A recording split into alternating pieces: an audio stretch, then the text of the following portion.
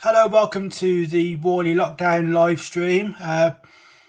Hope you can all hear me and see me clearly. If you can just give me a quick thumbs up so I know that you can hear me. So Jason, welcome to the stream. Peter, welcome to the stream. So as long as I know Stuart's in the stream, welcome. Even though you're on the stream as well, well, at least I know you've turned up.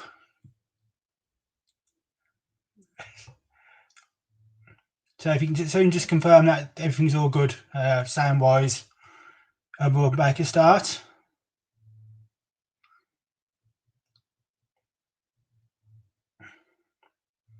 So we've got 7 you in the joining us at the moment. Oh, brilliant! Thanks, Jason. So, yeah, welcome to the Warley Wednesday lockdown stream. So I think this is now the 4th one we've done. So we almost know what we're doing. We're getting there anyway, slowly. So today I'm being joined by Stuart from MRYCG. So we had Jason on last week. So if you haven't watched last week's video, you can come watch Jason watch again, which is on YouTube. We're broadcasting today on Facebook and YouTube. But yeah, if you haven't watched the other Wednesday live streams, we had Jason. So it's only fair to bring Stuart in. So if Stuart's ready, we'll bring him on now. And the scary thing is we've actually got trains working on Valleybrook too. So he must have made a big effort for today's stream to get things working. So let's welcome Stuart. Hello, Stuart. Yeah, hello. Yes, Valleybrook is alive. It's just there over his shoulder, going through there. But yeah, it's been a while since it's been here. I think it's about a year. Good. So, yeah. So I thought, since we're doing as what I normally do, he sat on a chair doing live streams. I thought I might as well make the effort of coming to Valleybrook. So yeah, it's up and running. We've just got an A1 going past me there, so it's good to give the trains a good running. And typically as well, as we said, we've been on here obviously getting things sorted. And it's been running for about an hour. And then 5 minutes before we come on, derailed. Right, so hopefully, fingers crossed, things stay still.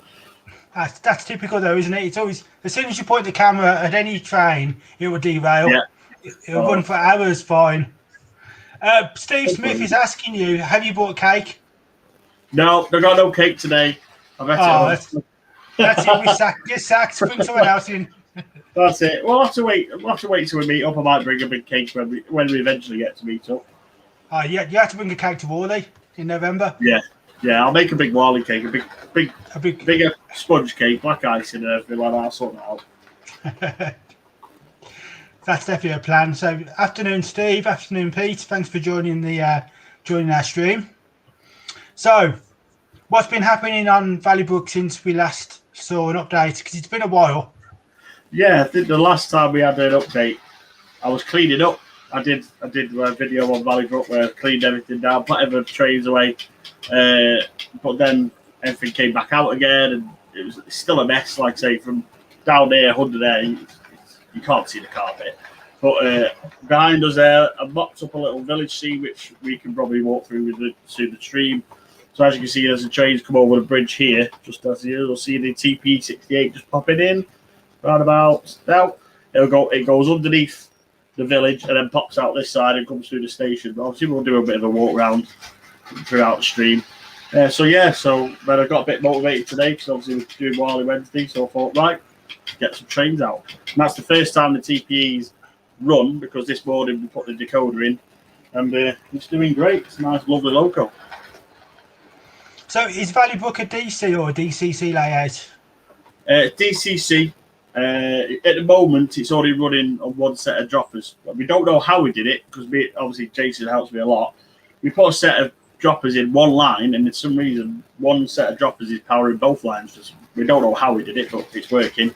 Eventually, I will get the bus in and do all the proper connections. It's been corked, it's layered. So at the moment, I've only got a few DCC locos, but most of them are DC, so it is a DC system.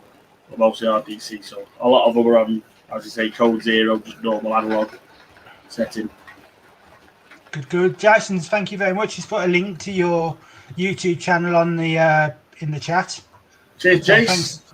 Thanks for that, Jason. It's not my sidekick for nothing, you know. You've got him. Either you've got him well trained, or he's got you well trained. We So both, I'm not sure. like I said, we're both doing things together. We both bounce off each other. We've both been called the anti-decker model railway. We've done this, we've done that. You know what I mean? I think there's only one time, which was the last Warley we actually at, that we were actually separated because obviously he had commitments with his birthday weekend. And to be honest, he is a great guy. Sometimes when I do events without him, I feel a bit lost. What would Jason do here? But like I say, it's vice versa. We both bounce off each other, so we both work together, and that's what makes us strong and MRYCD strong as well, because we get on so well. Yeah, I sort of filled in for Jason, didn't I, at the show? yeah, he was. He was brilliant. And then he got a lot of stick for not being there anyway. So absolutely, it was all worth the fun. To be fair, all part of the fun. So yeah, Jason just said he gets sidekick. He does really, because obviously before this came apart, there was nothing, and I wasn't really motivated. And next minute, I got a knock on the door. There he is with a tool bag and a saw. He goes, right, come on. And then within like half a day, we got this boat, 5 foot by 9 foot. So yeah, he does literally kick the vertebrals. That's what you need sometimes. Sometimes you need that bit of a shove in the right direction to get you started and get you motivated and get your juices sort of flowing. So that's what I mean. I've been having time off from work because obviously with me being a key worker, I'm still working through the COVID. And I keep saying it every time. People that know on private chat, I was like, I've got a week off this week. I'll do Valleybrook. Come to the end of the week when I go back work. You done anything on Valleybrook? No. But this week, you hear it now on the Warley channel. I have got a week off next week, and this has really got the juices going now. Seeing the trains running, and knowing I just need to get my head down and get it screwed on, really, get something together. Because the only thing with me, it's all up there, but when it comes to putting it there, it just doesn't happen. I think I'm a bit of the same, to be fair, because obviously it was the Warley virtual weekend. I got my 00 stock running again on the one of the club layouts, and it sort of sparked an interest back in 00. And I suppose the fact I've not run anything for so long in 00, only done 7mm modelling, it sort of give me a bit of interest, and that's why I started the lockdown project, just so I can get some 00 running again. But I suppose once you get trains running and you get movement, it gives you that sort of that interest to keep going. And like I say, with this lockdown as well, a lot of people have been spending, because obviously people have been on furlough, for example, yourself. You just get that kick going, but then there's some people that don't have it. You just get that modeller's block and you just switch off and you think, oh, but like we've always said in the group, if you need modeller's block, just step back. It's not a rush, it's not a competition. Just step back, concentrate on something, I don't know, on a little Metcalf kit, a little scale model kit, just something to keep that tweak going. And then as soon as you get the buzz back, then you go into the main layout. Yeah, I tend to find if I get modeller's block, I'll pick up like an Airfix kit and I'll just build it. And that sort of brings me, it gets me mojo going again. It gives me a bit, almost like a confidence boost. I can do this, and then you crack on again and start up again, and you're back to normal. Yeah, and sometimes have a break as well. Yeah, last time I did something scenic wise or anything like that was when I did my Valleybrook haul. Obviously, there's a video on the YouTube channel, and that was only set as homework from West Hill Wagonworks, because myself, Jason, and Jeff visited him in West Hill, in Derby, and he says, right, there's a load of stuff, you've got homework to do. And as we talked, the A1's just stopped. So like, oh, that's going to stop there. Oh, I'll leave that. We've got a couple of questions though for you. Yeah. And it's both along the same sort of line, to be fair. Class 47 Peter, will we see trains running on this week's Facebook Friday on Valleybrook? Possibly not, because obviously I'm with work now Thursday, Fridays, and obviously I've got other commitments, so I probably won't be on Facebook Friday this week. I don't know, it might do. Depends, because it's a bit of a rush, because obviously I finish work at 6 and then show 7, so I've got like half an hour to get changed, dressed, and like I say, for instance, we've just been going now for 10 minutes and the A1's decided to derail. So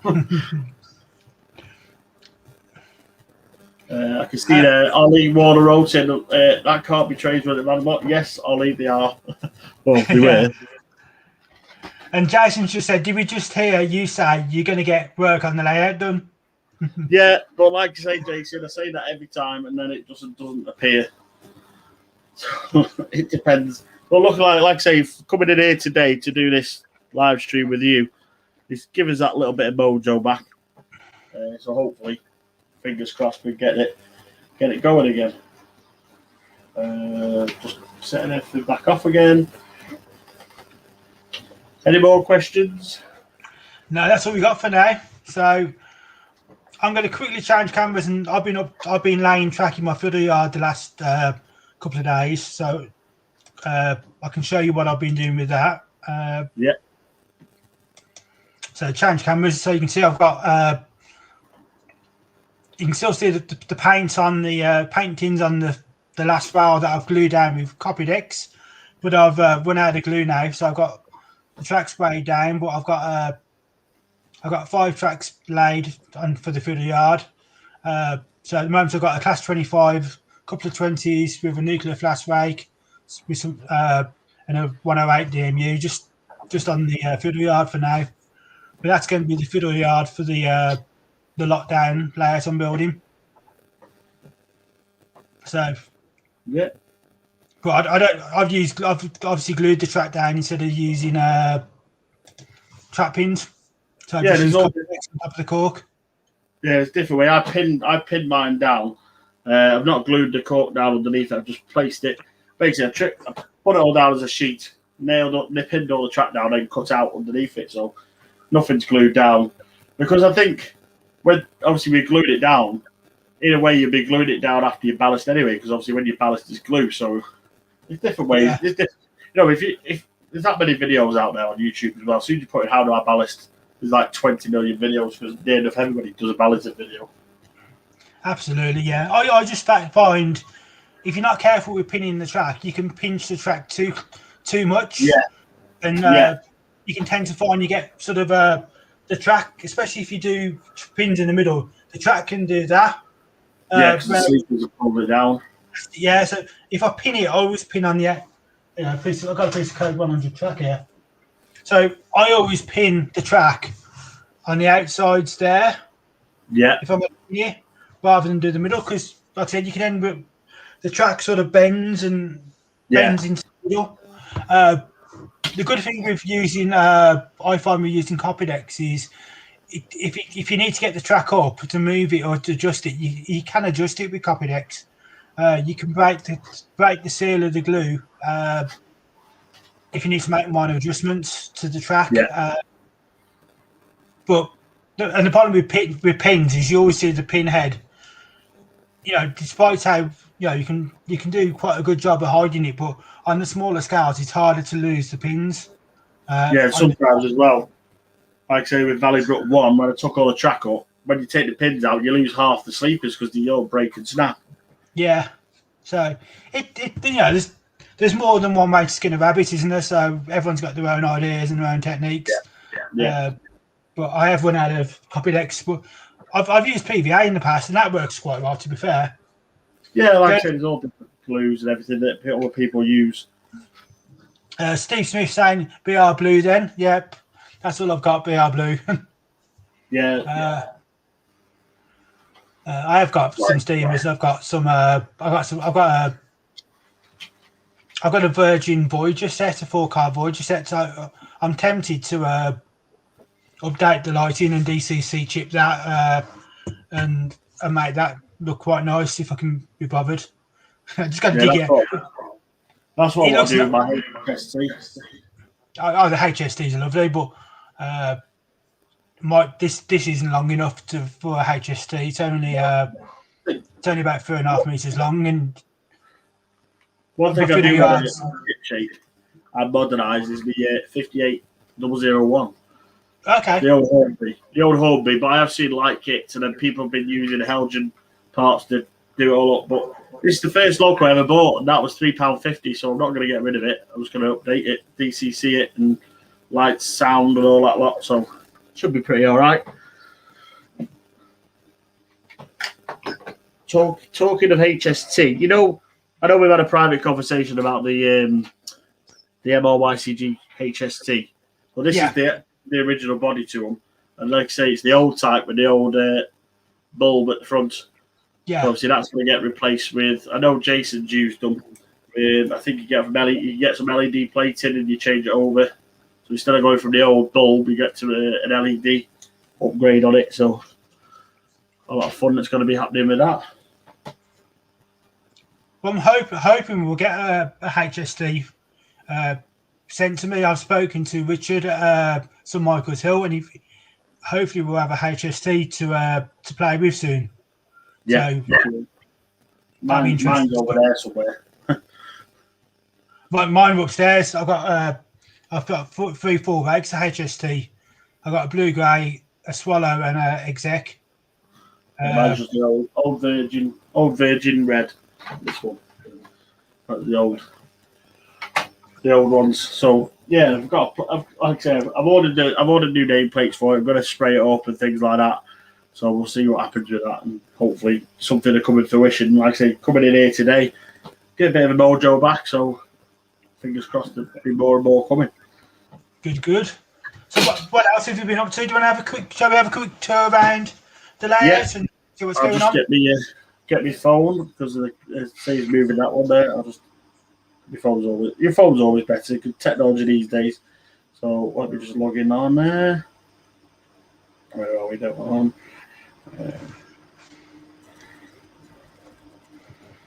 I've stopped the trains because that A1 just keeps derailing. So we'll have a little walk around when my phone decides to load. There we go. So Peter Class 47 Peter's saying he's got 3 HST sets, 1 in Virgin, 1 in Swallow, and 1 in Blue Grey. So that's a good question. We've got 15 people watching. What's your favourite HST colours? So mine would definitely be the original Blue Grey. Mine's obviously the original Virgin.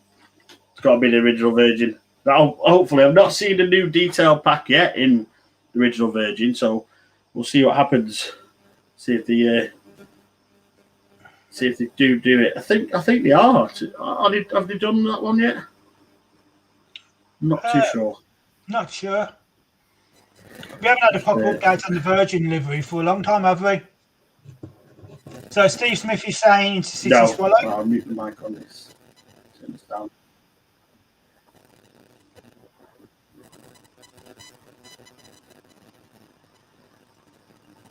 Camera.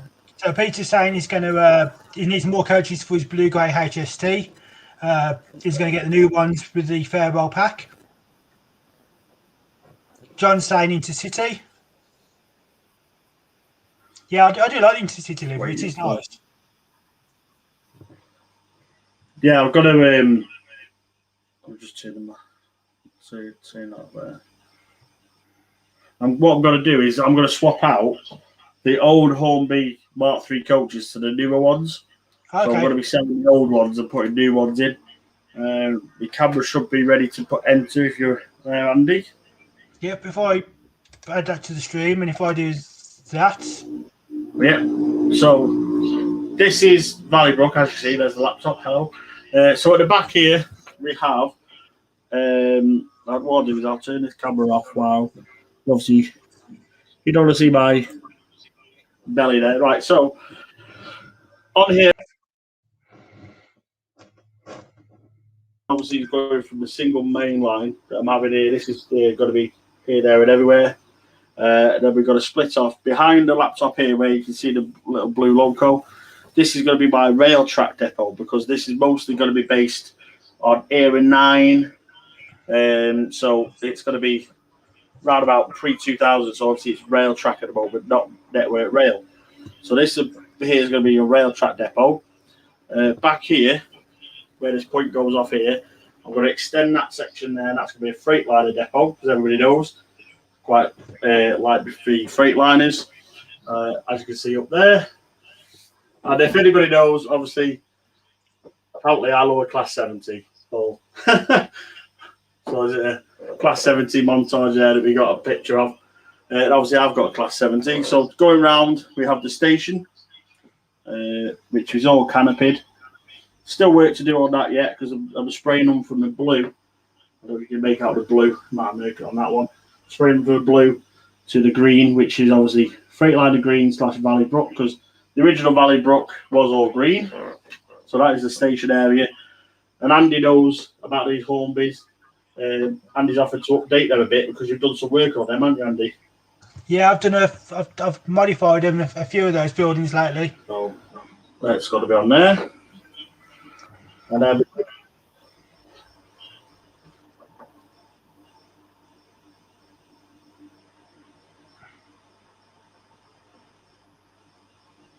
we're going up on here. This is the tunnel section because one side of the station is going to go in there. This is going to be blanked off and be like a rock face. And obviously it comes out of that section there. And we'll have a town scene at the top.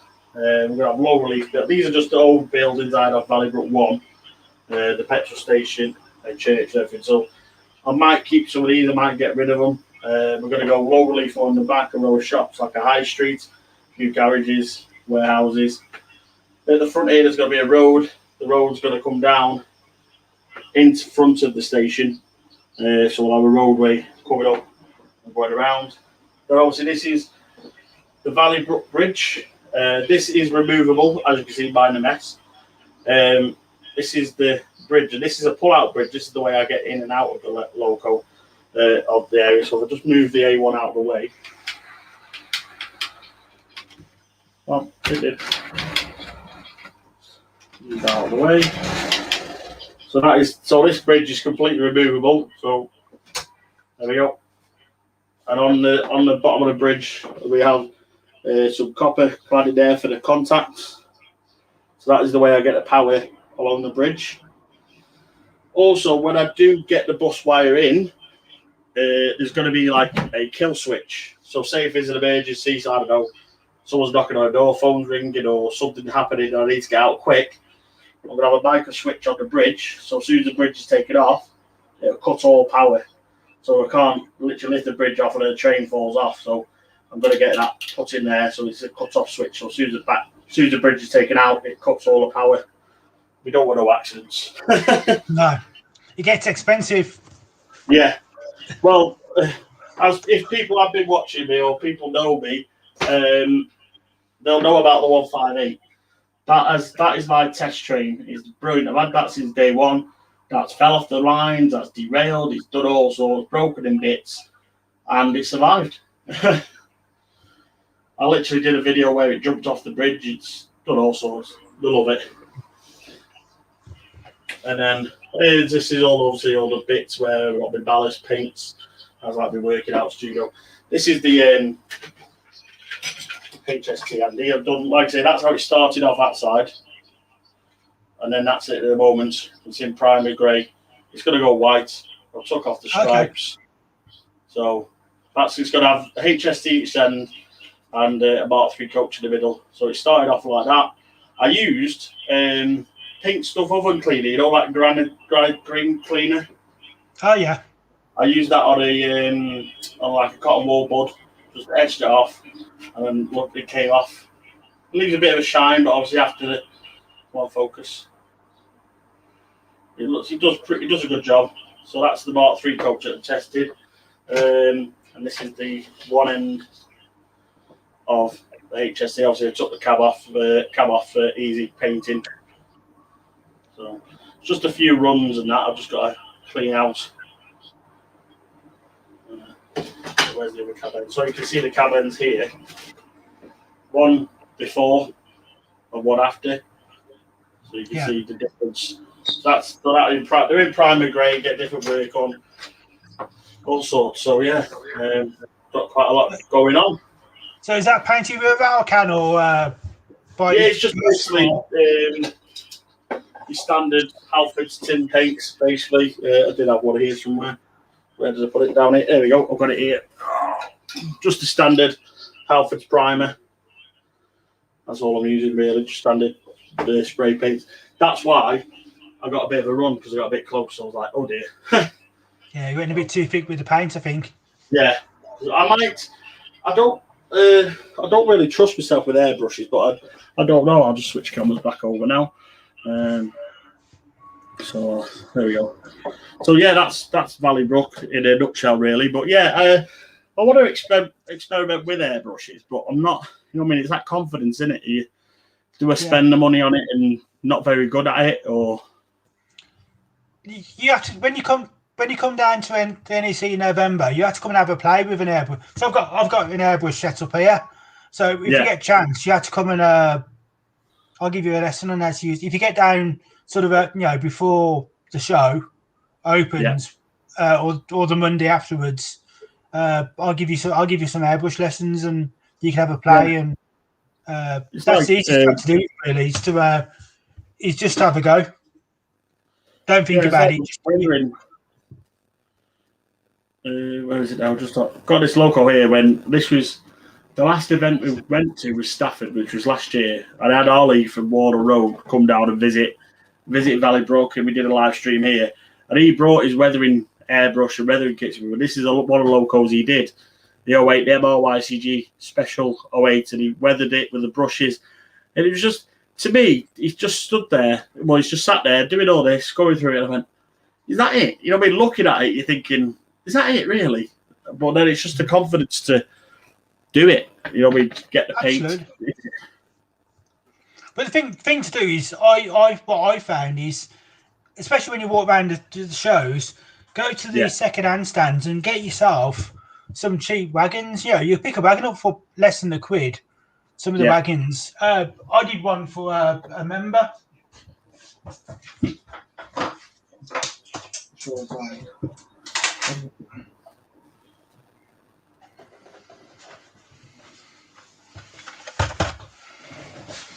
I got one of the members of the club bought a Warley wagon. I think it was only a couple of quid. And it's quite a basic wagon, but it makes such a difference when you got brevity. I know it's a bit might be easier to change cameras. Well, it's like these wagons have recently just purchased off Rails of Sheffield. They've been weathered. They've been factory weathered. The rail track ones. And it's just good, especially on wagons when they've been used, like for ballasting. It's good to have the weathering on them. Whereas on the flip side, again, with the Freightliner wagons, these are obviously clean, unweathered. But maybe I could do a bit of a light white dusting on when they've got the ballasting.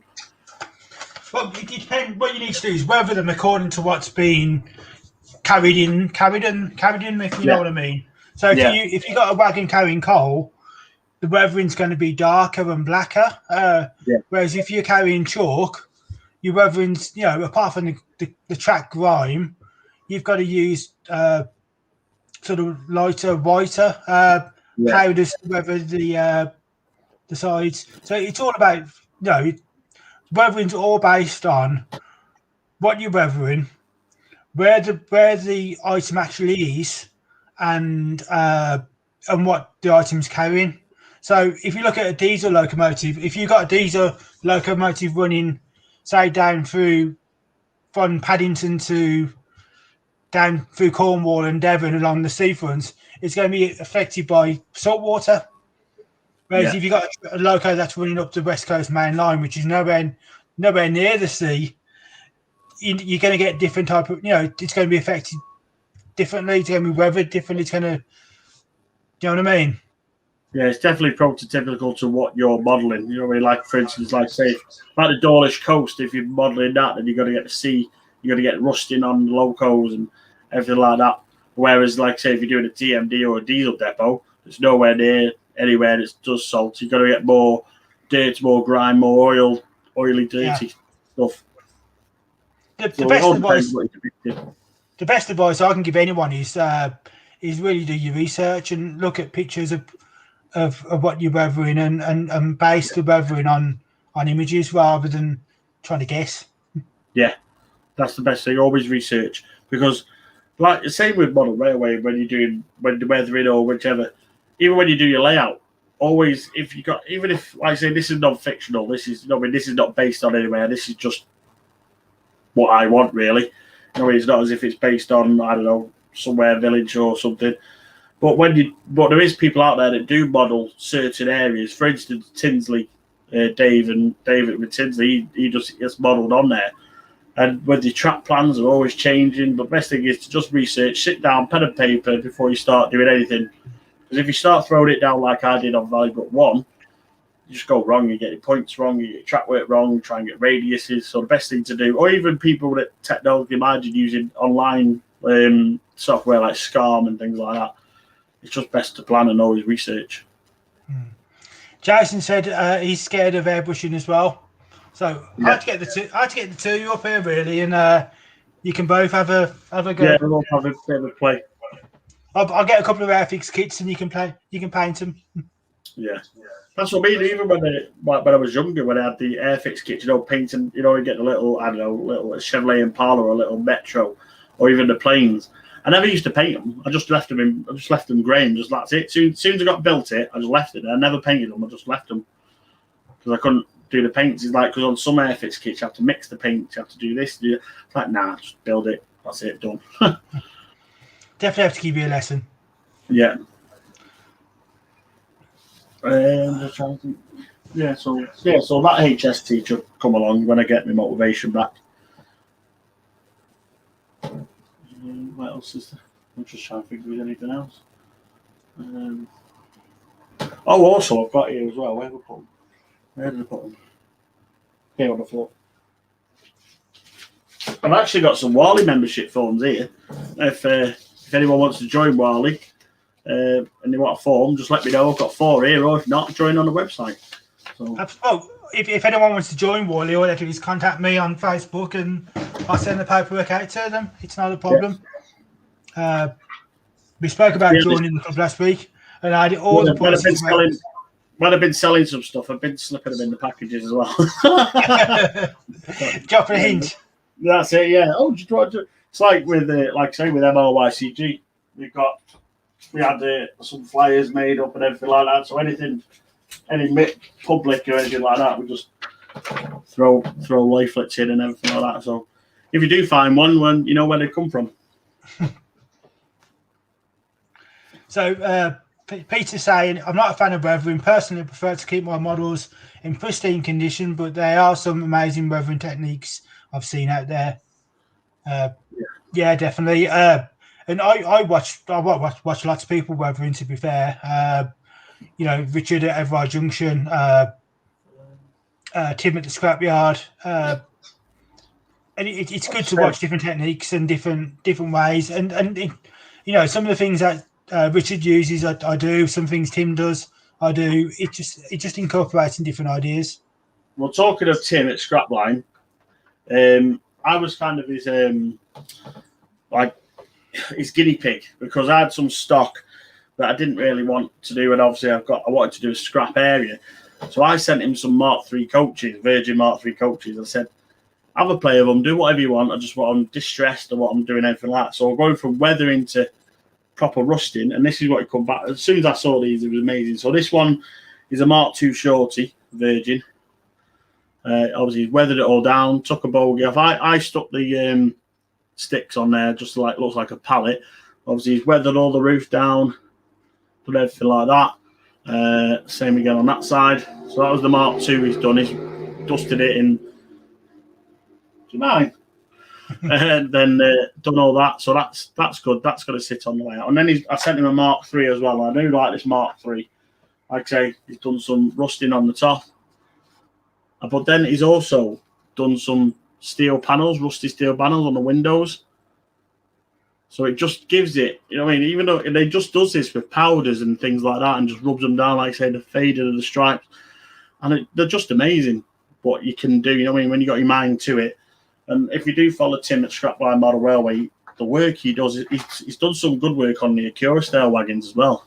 Yeah, he's a good one to watch, because you can learn so many different ideas and techniques from watching other people working. Class 47 Peter, if Everard Scrapyard is amazing, makes me want to do one. Oh, yeah. It is. I watched that video. amazing. I'm quite lucky to be good friends with Richard, and we do share ideas, and I get an update of what he's doing on a regular basis. And the scrapyard he's done a fantastic job. I think with his 3D printing, when he borrowed his dad's 3D printer, I think he should probably sell them white goods and things like that, because they are pretty good copies, good prints on there. So even if he starts selling some Everard products, that'll be some little income for him.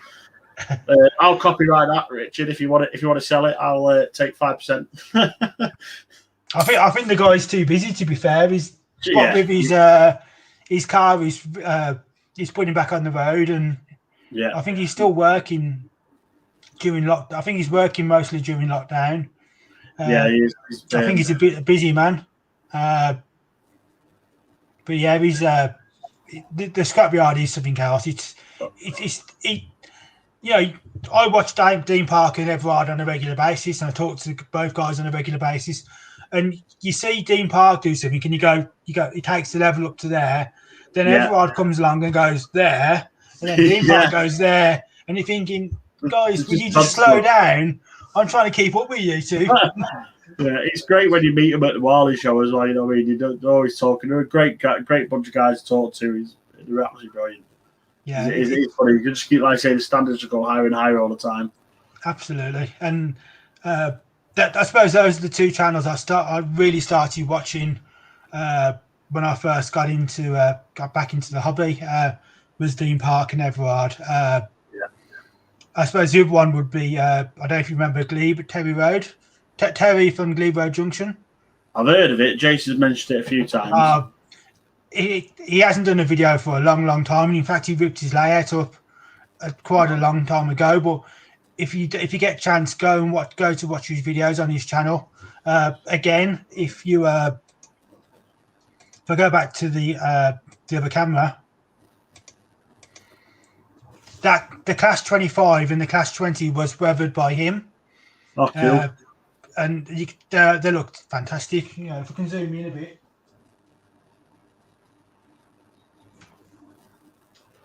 Yeah, you can see the grime on the back end on the 20.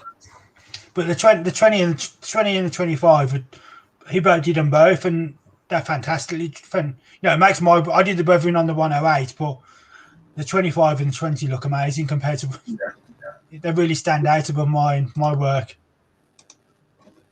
But again, if you get a chance, it's a really good channel to go and watch. And Terry's got a very, very strange way of working. He sort of goes at it like a bull in the china shop. And he'll do something, and the next video he'll turn around and go, "I've ripped all that out because it was."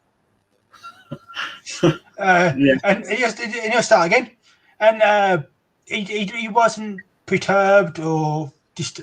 He wasn't worried about anything. He just did it and enjoyed it. And if he liked it, great. If he didn't like it, he said, "This is shit," and I'll start again. Well, that's what I mean. You've got modelers out there that can just throw things together. It's like Ian at AY76 or part of Scale Model Scenery. He had a little tunnel section he did. I think it was to go to a fiddle yard. Literally, in like 2 or 3 weeks, he had it down, ballasted, scenic. I was like, how do you do that? You know what I mean? How do you get the motivation just to go, dump, and there it is? I'm like, I'm here 2.5 years later, and I've already just started running trains today. But to be fair, that video I built the baseboard, laid the track, done the cork, laid the track in 3 days. Yeah. And that includes drying time for obviously the glue drying and working on it. Hopefully next week with Hornby, the plan is I've been doing some test pieces of laying track and ballasting and weathering the track using only PVA glue and a dropper. So what we might be doing next week is I might be spending some time with Michael doing some track laying and weathering with him, not using the airbrush, so using stuff that you can, off the shelf items, which everyone should have. So, because it's like, for instance, where is it now? Here it is. It's like when my first Valleybrook, I was going to build a coal mine. So where is it now? I'll just find it.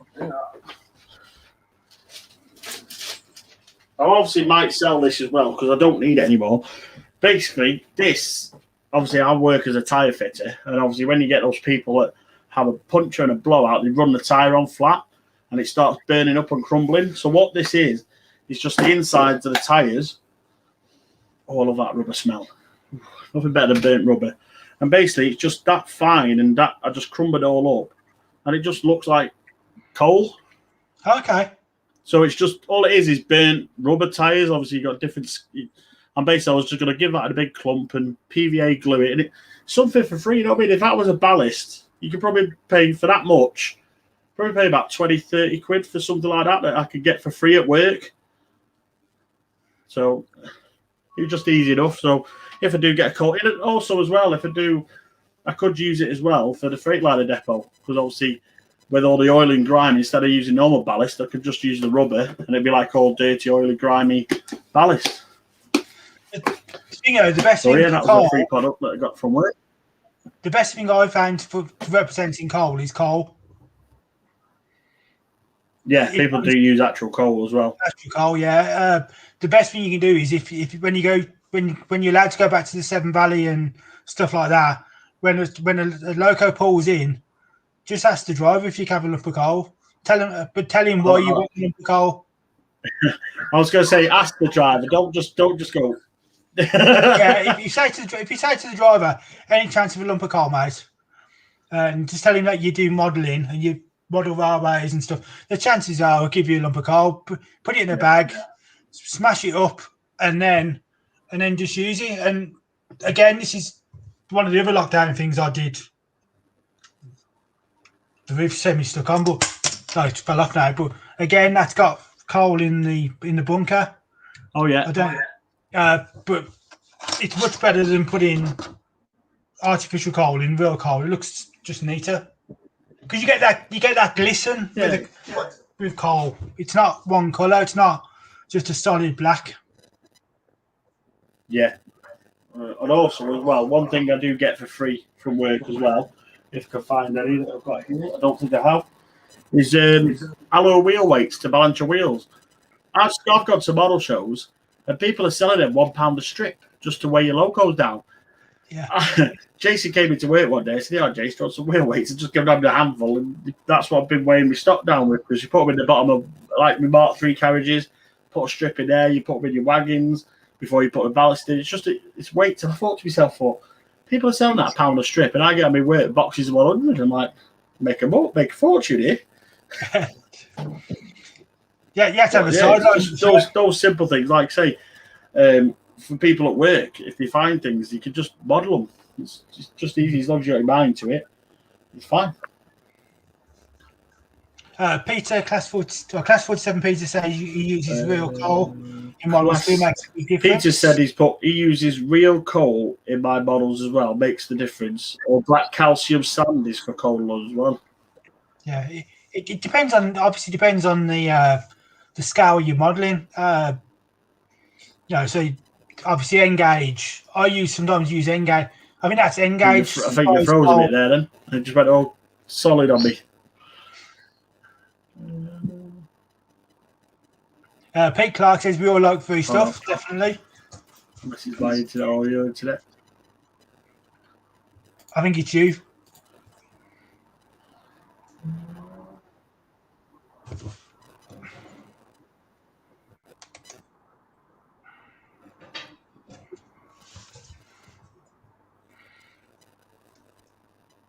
Yeah, just like I say, if you get hold of it, it's easy enough to do it. Obviously, some people, I don't know if some people still do have coal fires in some of their houses. Obviously, you get all the soot and the dust. And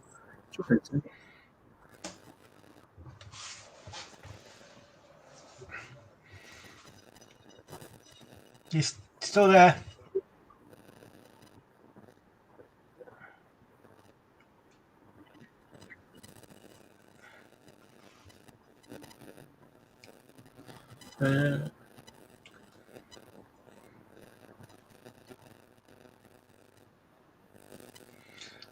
it's not really. I don't know what's going on here. Yeah, you keep breaking up every so often.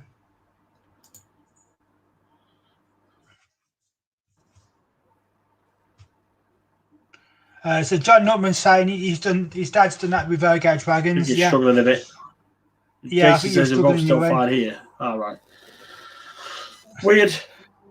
Yeah. So Pete Clark saying Yes. nothing wrong his end. So I think you just every so often you sort of pause.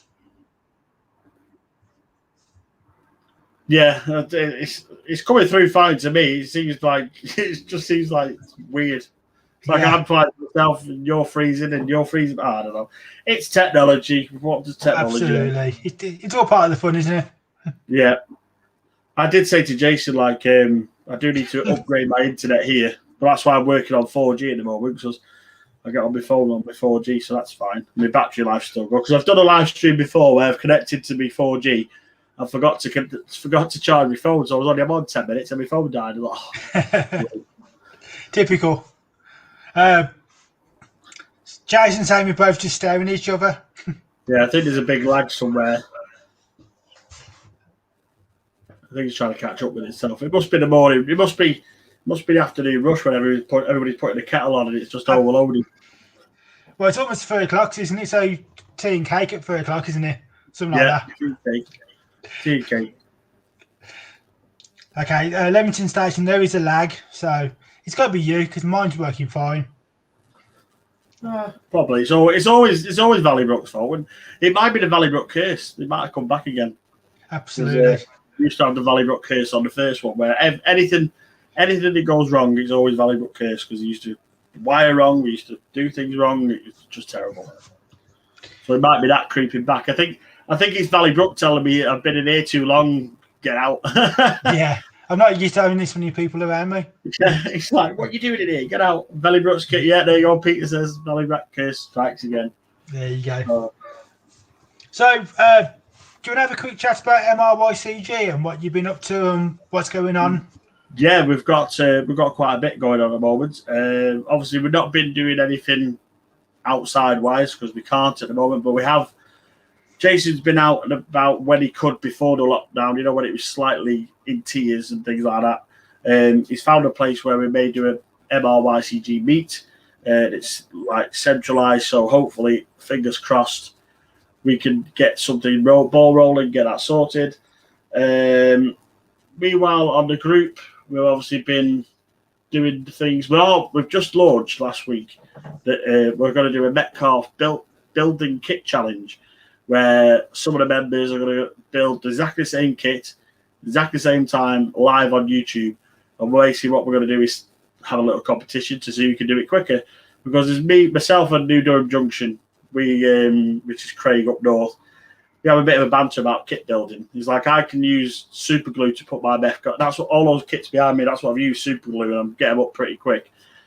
Then Craig uses Yoo-hoo glue, so he uses Yoo-hoo. And we have a bit of banter, like, oh, I'll build it faster, you build it faster.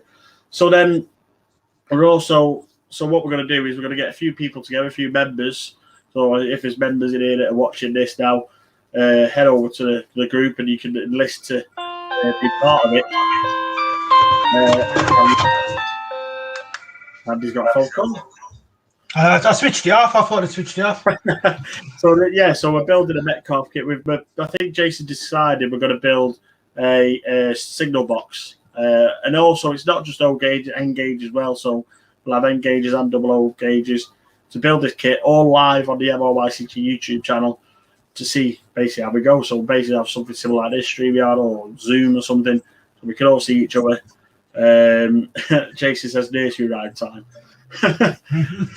Also, like Leamington Station says there, we've got a 24-hour live stream. Basically, what we're going to do is got a 24-hour virtual live stream that we're planning. There is a document in the group where you can pop on for an hour or two. You have to book a slot, and you can do anything. You can talk about ballasting, talk about weathering, soldering, even talk about your own layout. You can talk about absolutely anything. You can, as long as you book that slot in. And we're going to do a 24-hour stream, so it'll start from midnight all the way around to midnight. So basically, so we could have, I don't know, Sparky. He normally goes live about 12 a.m. our time because all the times will be UK time. So we'll have Sparky to start it. And then what we ask for is at the end of the stream, so less than 10 minutes of the stream, you promote the next person so you know where to go. So we say, up next is Andy He'll be on there, so within your plug. And then basically, hopefully, it'll go around so everybody goes around. So you have 24 hours of virtual model railway, which hopefully we're planning. Good. Peter says, talk about anything with a reason. So, Pete Clark also just said, my internet crashed, I'm blaming Valleybrook. Yeah, it's the Valleybrook case. It gets everywhere. But yeah, we've got so we've got quite a few things planned on there. Also, we do have, I think we've had a break on it this year, but we also have the MRYCG charity auction. Obviously, yourselves, Warley donated a wagon last time, where basically anybody who has any old stock or anything they want to donate to charity, you send it all to myself or Jason and Barnabas Junction, and basically we have the two designated charities we work for, which is Rethink Mental Health and Prostate Cancer UK. They're the two main charities we deal with. Basically, then we auction it all off on eBay for 7 days, and any money that gets raised gets split down in the middle. I think last time we did this, we raised in excess of about £600-700 last time, and it just goes to charity. And like I say, all it is just people's unwanted stock. Say, for instance, I'd already got a loco they no longer use, and they donate it. I think Chris at West End Wagon Works did a Vitrace 47.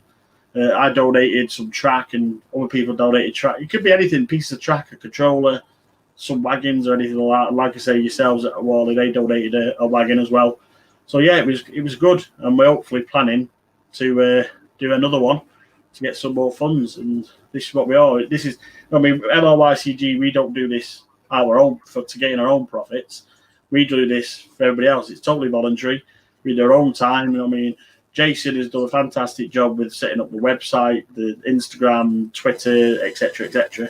Then also as well, you've got Jason and Rachel, his wife, that have done the Off the Rails podcast. There is. I'm not sure. I've not spoken to her recently. We are on about doing season 2 this year, so that's all in the planning. Obviously, Off the Rails podcast was a big hit, and obviously we had the Over the Pond issue, we had the Christmas issue. There's still the bloopers issue to come yet, because obviously there's quite a few bloopers out there, which is going to be quite hilarious. But yeah, we've done quite a lot, and we do it out of our own pocket. We don't make no profit out of it, so it's just one of them things. We just get excitement, and the main thing we have noticed this year is the connection.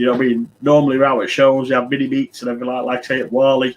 I think Warley over the 2 days, we have about 40-50 members meet up at a certain time, and it was just amazing. For me to sit there thinking, I'm normally every week I'm stood here talking to a camera, talking to people on there. You don't know anyone, you just see names, and then you could turn up at a show, and all these people go, "Hello, I'm Leamington Junction. Hello, I'm blah blah," and you're like, "Wow!" I was stood there going, "Wow, this is this is what we brought together," and it's great to be part of that. And even you were stood there thinking, "Whoa, where have all these come from?" It is a bit too early, to be fair. I know I expect it. I don't say I should expect it in a nasty way, but I sort of expect it at Warley. But when I went up to Scotland, I got people coming up to me going, "Hi, Andy, I'm okay." Yeah, that's what I mean. Like the first ever Warley that me and Jason attended, we went as obviously ourselves. We never thought of the group. Obviously, we weren't even Warley members. We just went ourselves, had a great time, looked around. Then next year, we started MRYCG about March, April time. So it's been about six months. Went to the next one, totally different. We turned up, people were, "Hi, I'm so we watch you, we watch this, we watch that, blah, blah." At one point, me and Jason were just talking. Some bloke and his wife turned up and went, "Oh my God, it's Barnabas and Valley, can have a selfie." Took a selfie, told his wife it's us, and then walked off. And we were stood there going, "What's just happened?" Like, we don't know what's happened, but like we always say, it's great to meet everyone. Sorry we don't know your names, because obviously we're like, and you are, it's just a blur. And obviously the last while I did, I was working with yourselves doing the media things, and it's just a head. I don't think I even saw a layout that weekend. It was just like, the only time I walk around and see the show and the layout is before it opens.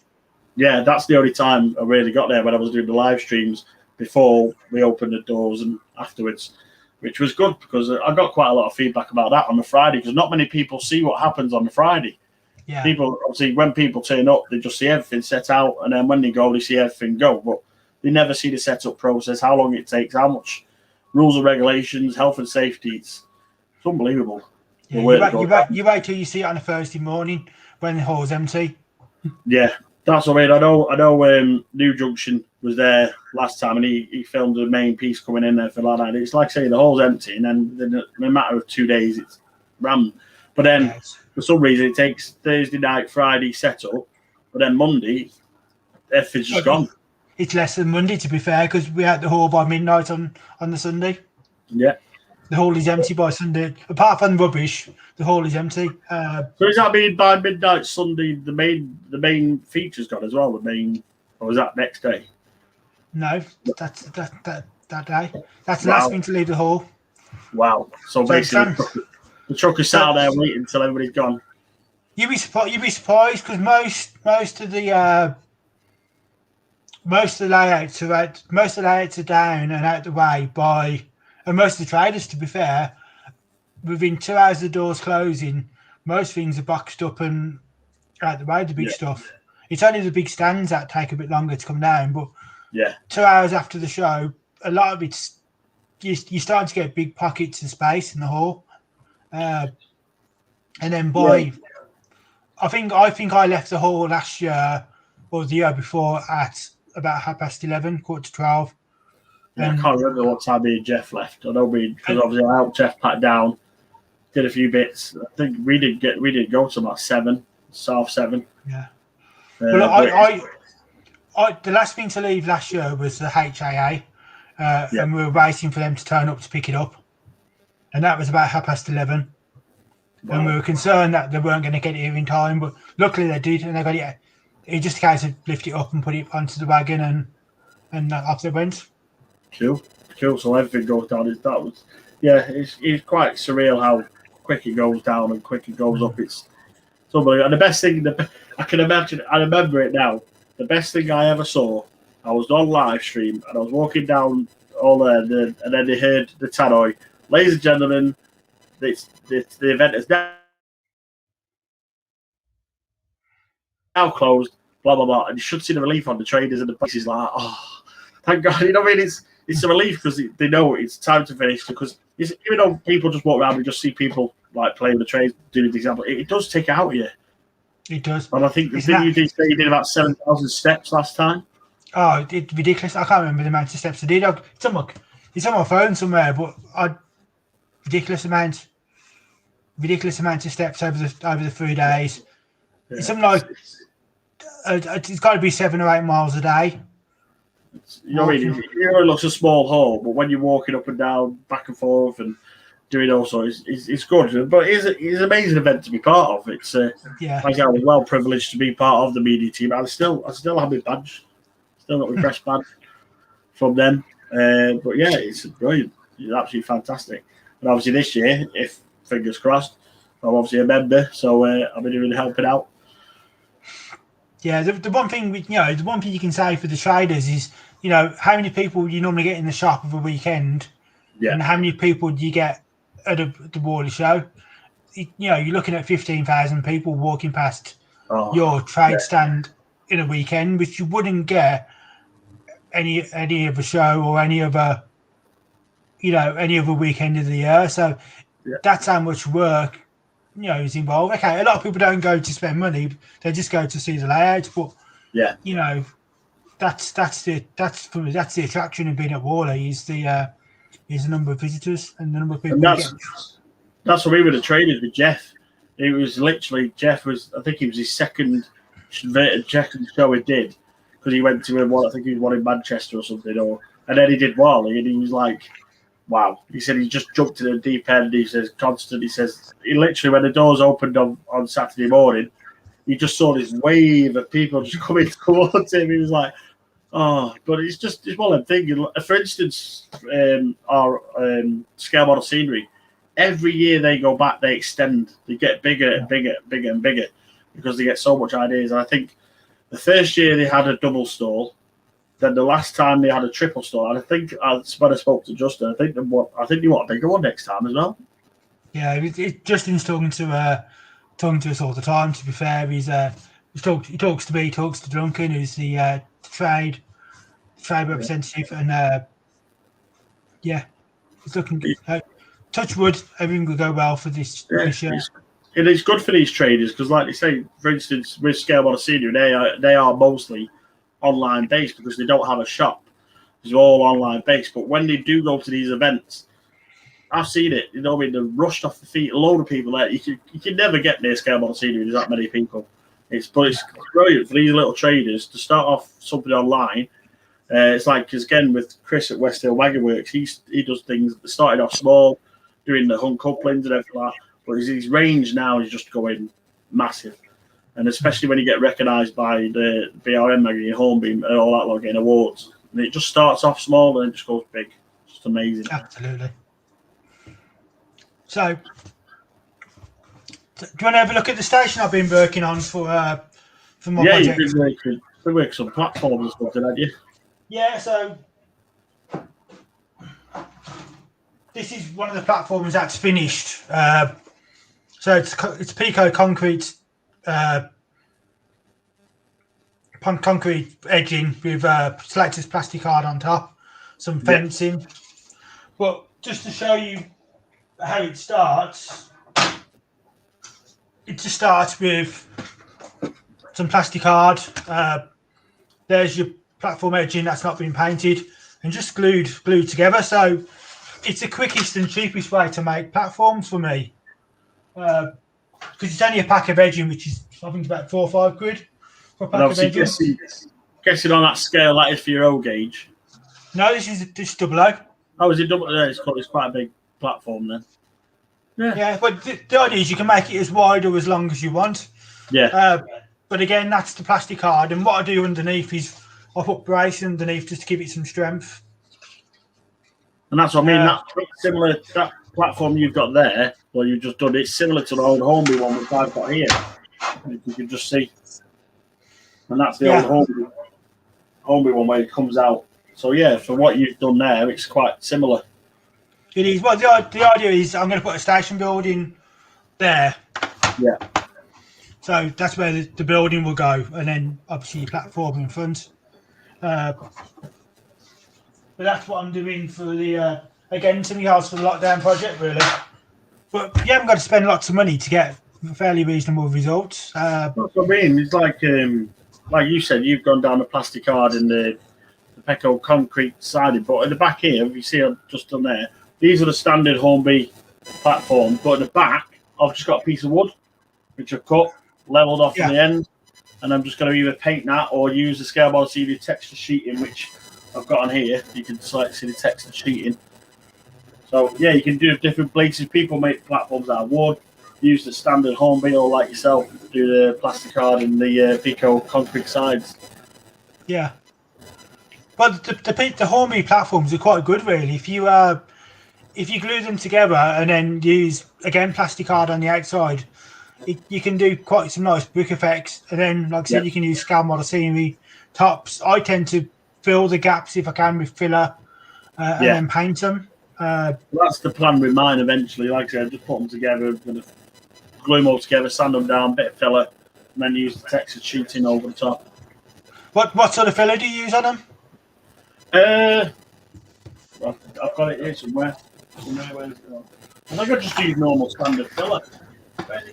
What, poly filler? Yeah. It's in here somewhere. This is what you want to get if you can.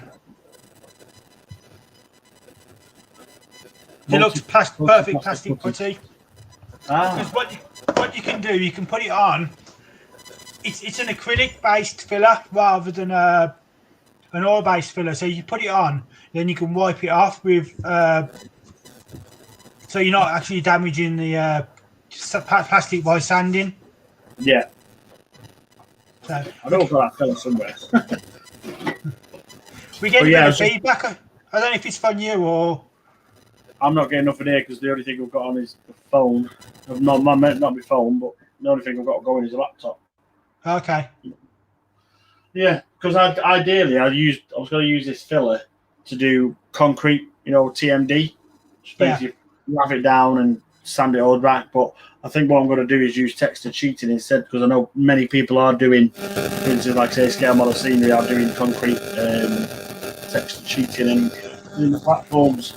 So Yeah, so there's all different processes.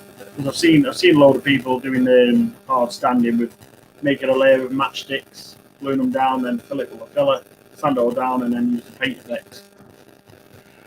I used plaster for like a finishing plaster for my work, Yeah. hard standing. That works really well. Yeah, there's a few people that say use tiling grout as well. Yeah. Like I've done polyfiller in the past, but it's quite messy. yeah. But yeah, it's all different processes again. Like I say, you can get the kit, you can use grout, you can use filler, all sorts. Anyway, to do a model. Yeah, we're getting a lot of feedback again now. That's strange. It's just blame it on the Valleybrook here. It's just everywhere. It's got to be you because it's. If I drop myself out the stream and see if it still carries on. So over to you for a sec, Stu. So Peter in the comments on YouTube saying still need to get some of them scale model series low relief shops to finish off the high street. Yes, Peter, that's what I'm going to do at the back. I'm going to use those low relief shops. Lemming Stations is polyfiller destroying track. I found. Oh, is it me? Yeah, it's you. Oh, I know what it could be actually. Let me just unplug my mic.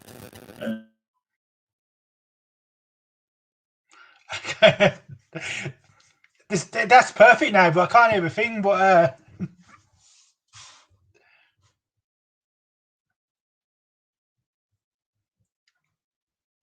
so I can't hear Stuart. We can't hear you now. But how about that? Is that better? No, it's still there. Oh. It's definitely you, not me. Let's have a look. Jason saying, have you got a phone near the PC? No. I'll try that one. How about now? That's better. Yeah. I just swapped microphones because sometimes the microphone I use gets a bit static from it, so I've just swapped to the standard laptop one now. So. That's much better, to be fair, because it was quite a bit of crackling before, and interference. Yeah, it's because when I use this microphone, this one here, I use like an audio splitter, so sometimes it gets a bit static between it. But yeah, that should be better. That's much better. Cool. So that one's gone. So what were we saying? Oh, we're talking about polyfiller. Yeah, Levington Spark says polyfiller destroys the track. Apparently, he found. I've never had a problem with it destroying the track. It's just just very messy. I found the plaster was a lot better than the pre-mixed plaster that I got in the tub. Was a lot easier to work with than polyfiller. Yeah, it's just I say there's many processes. Peter Clark says it's VB. Yeah, it's Valleybrook. Absolutely. So it's the case. It doesn't like me. As soon as I come in here, it doesn't go right. So one of the other things we were talking about before we come on air was the Severn Valley, and they're planning to do a couple of galas coming up. Yes, which hopefully, same again. Fingers crossed if it goes ahead. They've got a steam gala and a diesel gala coming up in May, I believe, May and July. So that'll be good for people to meet up. Hopefully, like I say, but they have said if they pay for the ticket, it is covered by COVID insurance. So if it doesn't go ahead, I think you either get your tickets honoured or a refund or something like that. So yeah, hopefully we can get together and go to Severn Valley Railway. And I was quite impressed the other day. I watched a TV series on Netflix. I know it's a short film. Enola Holmes, which is Sherlock Holmes' sister. Yeah. And it was filmed at Severn Valley Railway. She did a part where she was running away and she got on a train. And as soon as it come up, I went, that's Severn Valley. And I just knew it. It's great to, it's that moment when I've been there. But yeah, it did a film in there. So yeah, it's pretty good. There's quite a bit of filming at the start of that film on Severn Valley. Yeah. So you've got Kidderminster Station, you've got Highley, and then you've got the we're trying to think of the name of the bridge. Is it the Victoria? North. Is it the Victoria Bridge? Yes, I think so. Yeah, just as they jump off, yeah. Yeah, it's great to see that like these heritage lines are being used in film and production as well. Absolutely. It's a good film, to be fair, and it's good to, like I said, it's good to see the menus. Yeah, because normally like other places use CGI and things like that, but to actually use the locomotives themselves and the carriages to get used, I think the bit that was CGI'd is when they went through the tunnel and the door got knocked off the carriage. I think that was CGI because I don't think Severn Valley Railway will let them knock a door off all the carriages. No, not at all. I think that was a bit. I think the other time there was a bit of CGI was when they all of a sudden end up on a viaduct and they jump off off the train. I think that's a bit of CGI there, really. But I think it's good to see, filmed properly rather than the real deal. Yeah, it's good to because obviously there's a lot, and also as well there's I get a few news. It's like there's a load of people restoring locos now. I think there's one recently. I can't remember now, but one's been took on. It's going to take 5 years to restore the loco. I cannot remember off the top of my head which one it was. Is that it's good to see.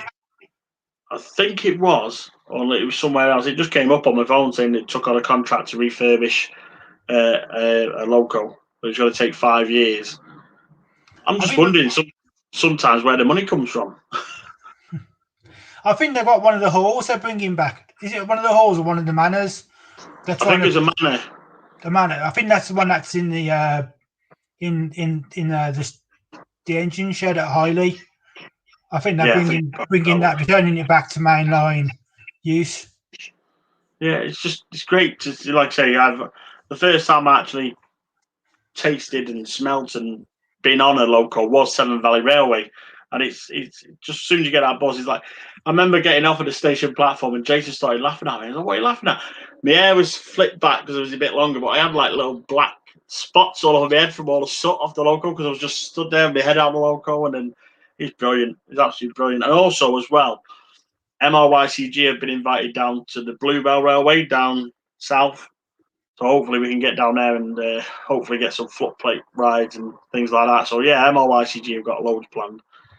Loads and loads. But yeah, it's great to see the steam locos coming back. And like I say, if Severn Valley Railway are doing a steam weekend, I'm not sure what they're going to be running, but I know the diesel weekend they've got 50s because obviously there's quite a lot of 50s at the Severn Valley Railway at the moment.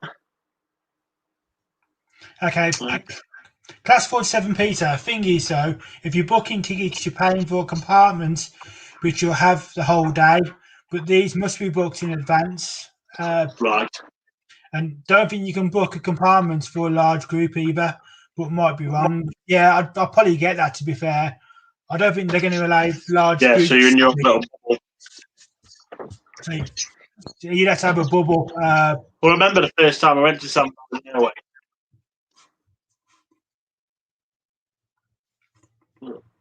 We lost Peter. I remember when I went to Severn Valley, I did say to Jason jokingly, we should book a whole carriage. We did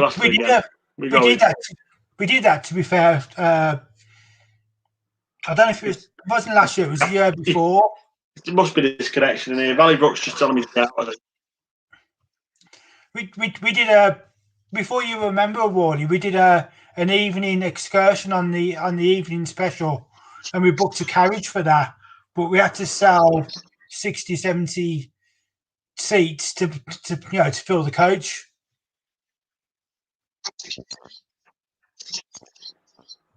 You still there? You keep losing you. Yeah, I'm still here. So I don't know how much of that you got, to be fair. All I heard was before I was a Warley member, blah blah blah blah blah. That was it then. Okay. I'll say again. Before you joined Warley, we did an evening special where we booked a carriage for that, and that was a good night, to be fair. But we had to get 60 to 70 seats sold to fill an open carriage. Yeah, I think I remember wanting like a fish and chip night, fish and chip supper night or something. Yeah, that's what we did. It was really good, to be fair. And we managed to raise about 300 quid on the night for charity. So we had I've always said as a lifelong ambition, I want to do the Orient Express. Yeah. It's a bit expensive, but I think it'd be worth it with silver service and all that lot. But yeah, it'd be worth it. You'd have to have a shave and get cleaned up. I'll be fine. I'll just go with Santa. I'll just be the feature. Just go in Christmas. Yeah, that's it. I don't need to pay a ticket. I'll come with Santa. It'll be Polar Express then. It'll be easier. Jason's put, we were there for the Matt Slade meetup during a YouTube day, and the Warley team turned up for the evening runs. Oh, right, yeah, we were there, apparently. We were there on the day, and then you turned up in the evening. That's it, yeah, because I bumped into Matt, and I think I bumped into you too, didn't I? To be fair. Yeah, I think last minute it was, because I think me and Jason had to Jason literally ran from Seven Valley Station to get him to get to the train, because it was like, we saw it pull in and we're like, bye, we've got to go, there's our train, and we literally like legged it. We literally sat on the train, doors closed, like, that was close. Yeah, you were just leaving as we were arriving, to be fair. Yeah. But no, it was a good evening, to be fair. It was a good, the evening one is quite a nice trip. Yeah, it's quite long. Especially if you get the something like a logo horde. I think we had a class 50, which was good. So I was watching. What was I watching? Actually, I was watching last night a Joanna Lumley thing that she went around the UK, and she was going out the Great Vistingdog Railway, the one that goes from Porthmadog to somewhere else, and that's 14 miles long. I wouldn't mind going on that one. Oh, that's amazing. That one is. I've been on that myself. That is very, very good. Porthmadog to Carnarvon. That's the one. Yeah, because she went to Carnarvon and met that Go Compare guy, and apparently he lives in a theatre or something. But yeah, it was I wouldn't mind doing that one. 14 miles. It goes through all the mine shafts and things like that. Yeah. But yeah, that'd be good. I like the experience. Like I say, hopefully heritage lines will start reopening soon. Absolutely. I know we've got we're hoping to have a Warley meet at the Seven Valley in the summer. So when was that for?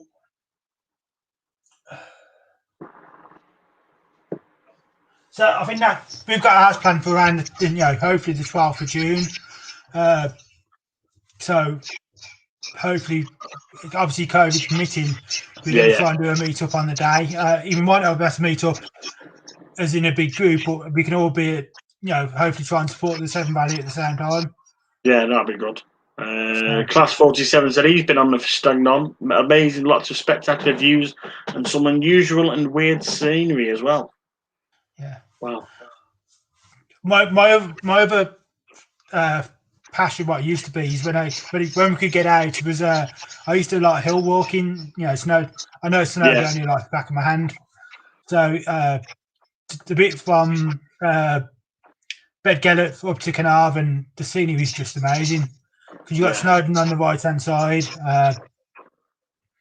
So you go around, near enough around the bottom of Snowdon, and you can see the summit quite clearly from Rifty car park or the station. So it is nice. That's what I mean. People, like say, if you do climbing and walking and everything like that's where people as well get inspiration for the layouts, because they look at the scenery and see things, and then you can go home and depict that, take pictures, and do it on their own layout. Because, like say, for instance, when I went to scale model scenery before they moved down Devon, that's what they said. They said the scenery is never the same. There's no repetitiveness, nothing. There's always something different. Like from a bit of a pent post to a bit of congregated sheeting. It's just everything's different. So it's good to go out there, see what there is, and then bringing that back in to your own layouts. Absolutely. Class 47 Peter Valleybrook was another great must do. One of the best narrow gauge lines you can go run on. Yeah, I've been past it. I've never been on it. Is that the one near by Devil's Bridge? Is it? Is that? I think. No, I thought it was one Devil's Bridge. I'm unsure. I know there's one round near Prestatyn area, I think, or Rails or something like that. Here we go. Pete Clark says Double Trouble, Valleybrook and Heath. Hello, Heath. Humanity City over the pond. Yeah. So Devil's Bridge. So yeah, I thought it was right. Yeah, I've been past that one. It is again lovely place. Neen Valley's really good one as well. Clementon Station. Yeah, it's quite like I said, it is quite a lot. Yeah, in a way, we've got Beeching to thank for this, because if Beeching had kept everything open, we wouldn't have had all the preservation lines that we've got now. Yeah, definitely. So in a way, we've got to thank him. In a way, we don't, but yeah. But obviously, I've been to Thingy as well. Where was it? Is it Midland? The one near Derby? Midland. Midland Railway, yeah. That's the one. Yeah, I've been there as well. That's a good one. That's where it was quite good. I went down there. This is when we met Chris at West Hill Wagon Weights. Went down there and there was a pacer. Oh my god, that was like a kangaroo. That was just going along, boom, boom, boom, boom, boom. And then he said, "Oh, do you fancy coming in the cab?" And me and Jason were like, "Yeah." So when we went live on MRYCG, we were there pressing the horn. It was an amazing day out. It was brilliant. I contacted them because when I did my just like the Real Thing 25, I contacted them and said, "You've got one in your shed that you're rebuilding. Do you mind if I come along and photograph it?" And yeah, just tell us when you want to come. So I went in on a Wednesday when they were closed, and I met the guy at the gate, and he took me in. He goes, "There's the 25. Don't hurt yourself." And the cab was open. I just went in, took photographs. I couldn't thank him enough for the opportunity, really, because you really get a chance to get photographs and see things you wouldn't normally see. Yeah, it's like the museum they've got there. It's just some great locomotives they've got in there. They've got cranes, old. I think an old golden one. It's absolutely fantastic. What else we got in there? Yeah, video of the days on the MRYCG YouTube channel. Yeah, in Butterley, that's the one. Yeah. Also, I want to go. I've been invited the same area. I think it's around. It's the Roundhouse. I think it is. Yeah, I think it's the Roundhouse. Just looking at the comments. There's a few comments. Stevenson Museum. That's supposed to be a good one as well. The Craig at New Double Junction keeps telling me to come up to Shildon. Because that's supposed to be a good museum up there. Yeah, I've been to Shildon. Shildon's very good. They've got an APT. I'm sure they've got an APT in there. Yeah, I think that's the prototype, isn't it? The APTE, I think. Yeah. Yeah, because obviously the Crew Heritage Centre. That's a good place to go. Local, just down the road. Obviously, the full set of APT with both power cars, but sadly enough, you can't put both power cars in there because we've not got enough room. But yeah, not too bad. Yeah, that's how I went to Shildon. I bumped into Simon. Oh yeah, of Hornby. He was there. We had a meeting at obviously with Steam when he was working for Steam and helping out Steam because of he was away from Hornby, and I bumped into him at the when I was up there. Cool.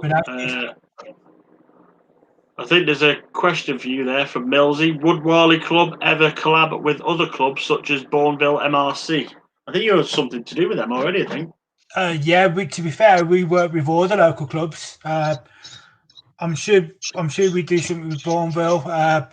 Two of the lads that own the shop in Sutton Coldfield are part of Bourneville. Peter and I can't think of the other lad's name. But yeah, yes, I think we bumped into them when I was at Jeff's. We did MRYCG tour. Is there the one in the market? It's like got the Pullman coach outside. It's like decorated the Pullman coach. Yeah, I met them. Yeah, so we obviously I'm sure we work with Bourneville. We've got a strong relationship with the West Bromwich Club because they're very much on our doorstep. Sutton Coldfield. So yeah, a lot of the local clubs support the Warley event. We couldn't do the Warley event without other clubs because as a club we're not big enough to be able to manage the NEC on our own. So we do rely on a lot of support and a lot of help. Even further clubs further afield, like we've got a relationship with Leeds, Kendal, because we get a lot of the barriers from the Kendal club. So a lot of the clubs work together to do lots of shows. Again, things like York, I'm sure we support York. We support Motherwell Scotland. So there's a lot of give and take, and a lot of support. Within the hobby, because we don't do our shows for profit. Yeah, that's it. Yeah. So that's why we support each other and help each other. So yeah. And like Jason just commented there, MRYCG website has now started to do a listing for model railway clubs. So if any of these clubs that Andy's just mentioned, just pop onto the MRYCG site and you can find them on there as well. So yeah, what else is it? Yeah, I thought Craig would say something about that. The best loco at Shildon is the one and only Deltic DP1 prototype.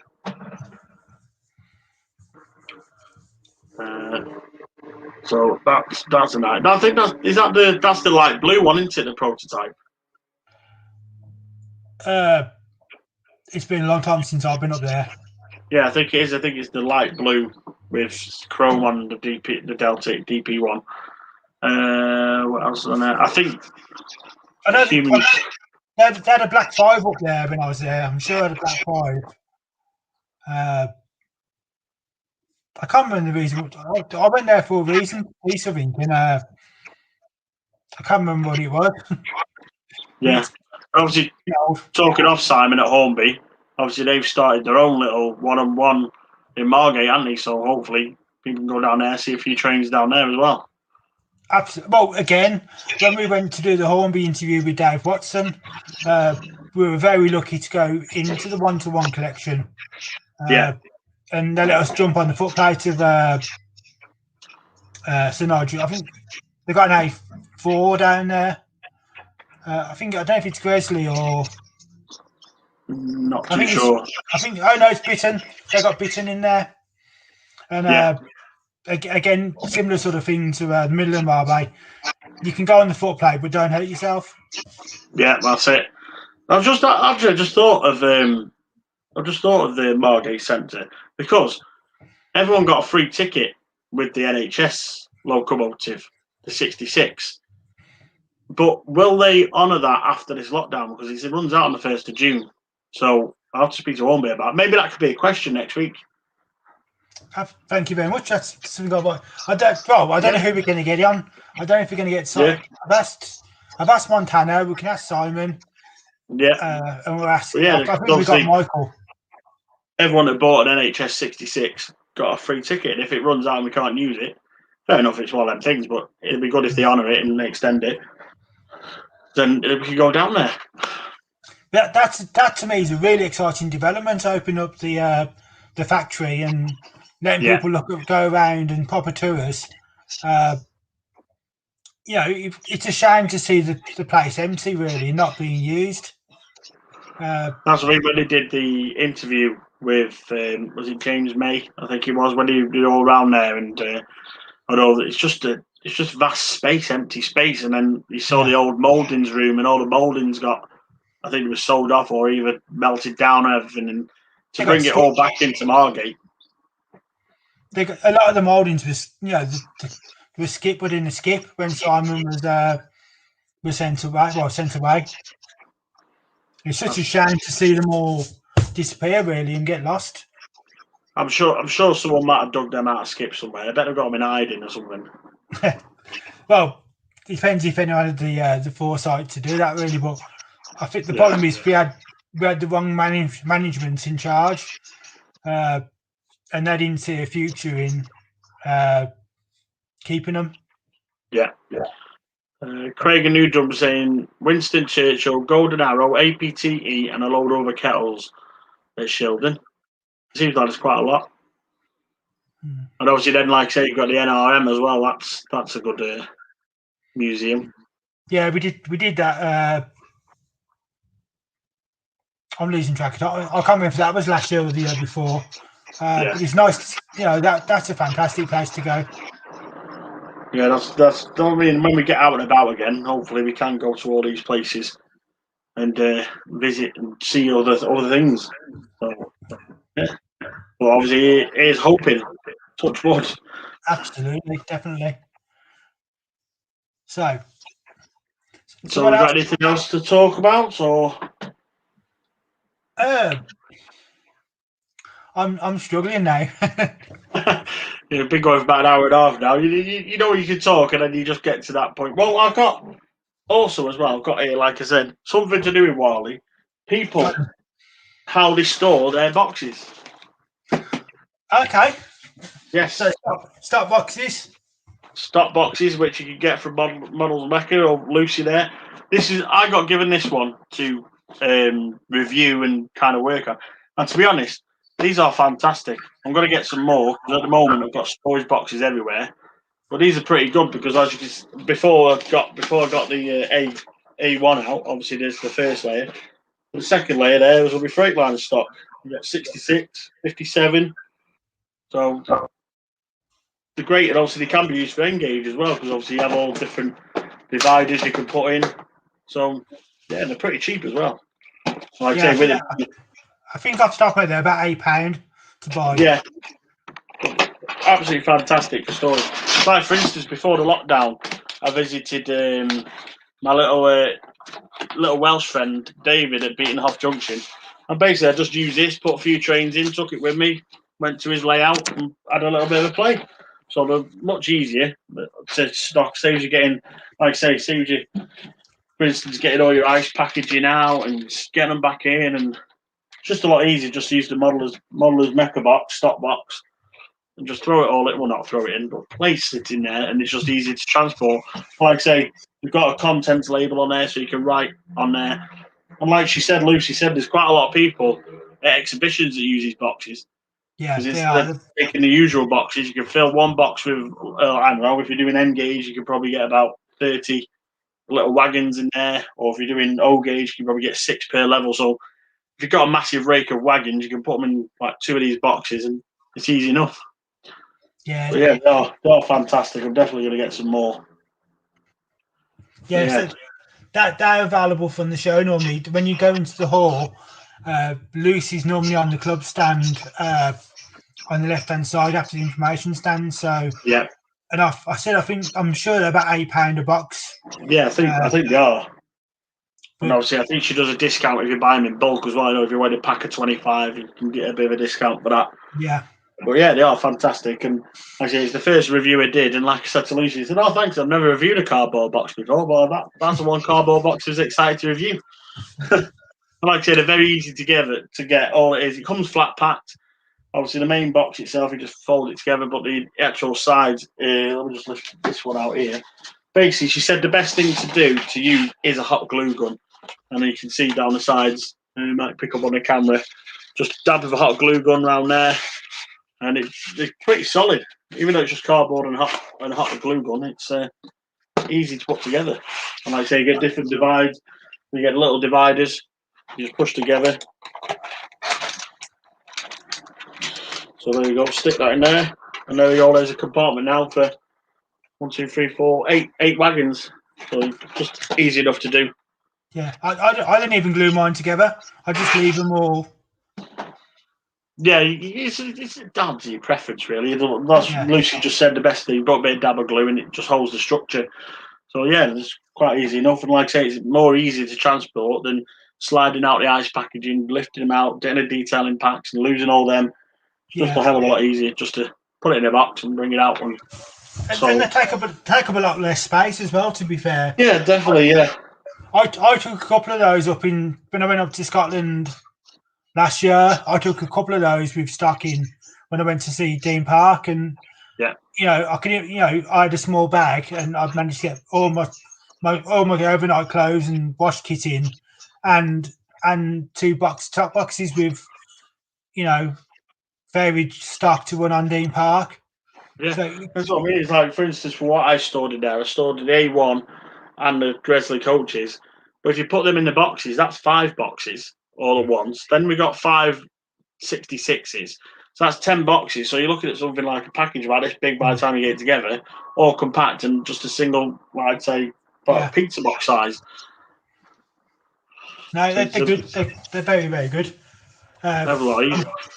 I'm sure Lucy's got a website as well.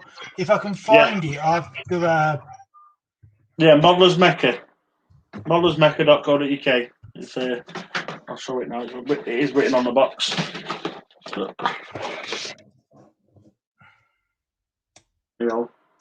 Yeah, I've got the page up now, so I'll do a screen share with the website. There you go. And she's a great girl as well, Lucy. She does know what she's talking about. She's also a club member as well. So, and that was another point where I was talking to her because I was after some transit vans because we do our own MLYC transit vans, and she was like, "I know you. I watch you." I was like, "Did what?" It's a bit weird when a female comes up to you and says, "I watch you." I was like, "Okay," and then she's like, "Oh yeah, fancy doing this?" So that's when we approached her with the Warley boxes. There you go. So there's the Modelers Mecca website. So you could. I swear they think there's a racetrack out there. So there you go. There's the website. So just modelersmecca.co.uk, and then you got the different. You got so you can have 3 boxes for £22.50, a single box for £8, or you can get 12 for £90. So they are really good value. Yeah. So she's also doing corridor connections as well in 00 and O gauge. So there you go. So you can have a look on the website. Yeah, like I say, great little boxes. Definitely for those people who've got quite a lot of wagons, and instead of packaging them up and packaging them out all the time, just put them in these Modelers Mecca boxes. You stack. I don't know. If I've got 10 locos in there, I could probably put a stack of here. You probably talk about 100 locos in a base about that big. I mean, you've got. They're not too tight, so they won't do any damage or anything. But they are compact enough so if you do move in transport, you won't damage anything. Okay. Well, the thing I like to do while I've got this to work is obviously share the obviously Warley website as well. So. Yeah.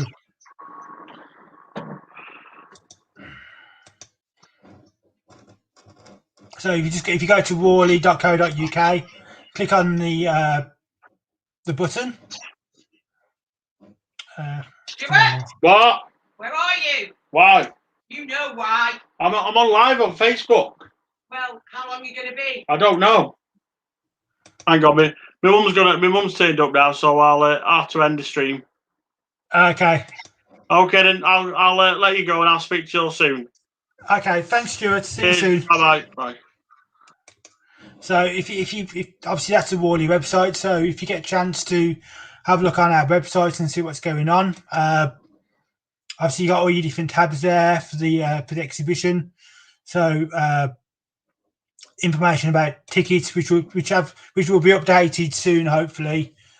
We've got how to get into the NEC, and there's quite a lot of information there about access by road, the parking. The big thing really is about parking and buying your ticket in advance. So hopefully that we can update you on that a bit closer to the date. Obviously travelling by train, travelling by plane if you're coming from abroad.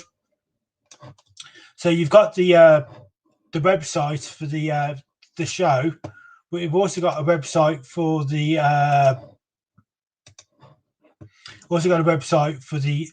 club as well. So I'll just get the Warley club website up, which is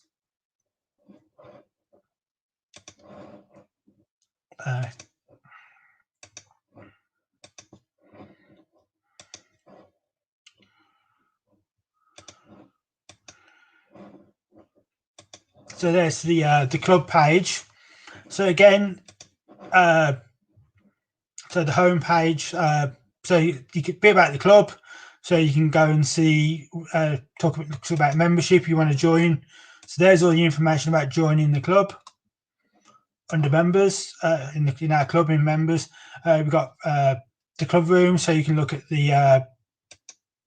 So that's when we first moved into where we are, and then you've got one of the last open days with all the layouts set up.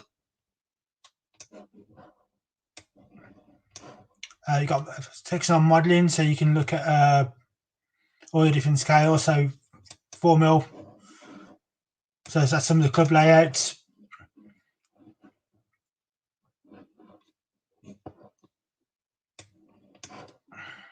And then obviously you got your contact list there. So if you want to contact me through the secretary. So David at marketing, the exhibition manager. So if you've got any contacts, you want to contact us at Warley, just go through the Warley MRC website. So hopefully that will help you if you're interested. And again, you can go on to if you want to join the club as well. So there's a section on joining the club. So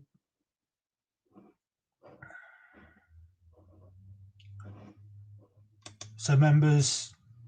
So there's a members page when you become a member.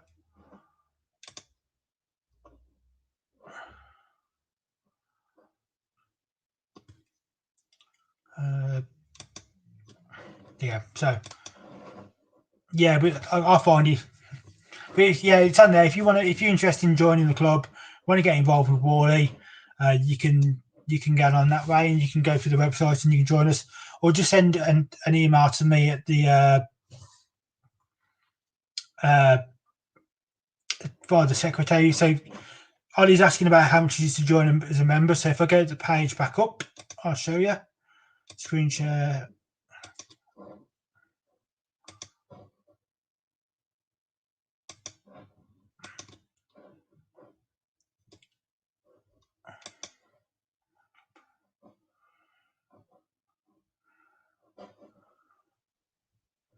So if you go to membership, so there's all the information about joining. So to be a full member, you got full member, student membership, out of town membership, associate membership, and there's your price. So that's the 25% discounted version while the club's being closed. So the full member is £81 a year. The most popular one is either out of town member, which gives you full membership if you live over 50 miles away from the club, or associate membership, which is £21 for the year. Ideally, if people are joining, we'd like people to get involved with the show and help out at the show. So if you're available to help out on the Friday, great. That's when we need help more than anything else, any other time really. If you can help out during the show, even if you can only help out for an hour, 2 hours as members, again, it all goes a long way towards keeping the show going, and because we need young people to help out, and because some of the members are getting older, so they can't do what they used to be able to do. So if you're interested, come along and drop me an email, I'll send you all the information out so you can join. So I don't know if there's any questions about the club. And I was 25 once. So any questions before we finish? Because I've done an hour and 40. So, but yeah, if you want to join Ollie, send me an email. So I think I'm going to.